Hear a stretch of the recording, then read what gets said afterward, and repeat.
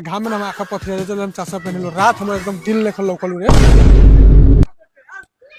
का हो लखन चा बड़ी परेशानी में लागित रहा हट बउआ आ बैठा बैठा बड़ी परेशानी है मोरा का बात बा का कहियो बगो बेटवा के दिन उतार लेले बारी। अच्छा आ सोना इतना ना महंगा बा कि हमरा बस के बाहर हो गेल बा न खरीदाई हमरा से।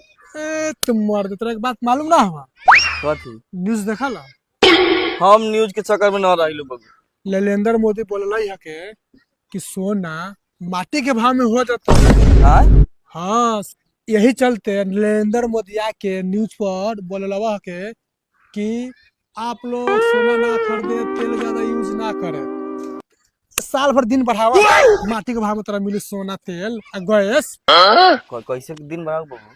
बहाना कोनो मारदा गाँव लइका प्रॉब्लम हो गल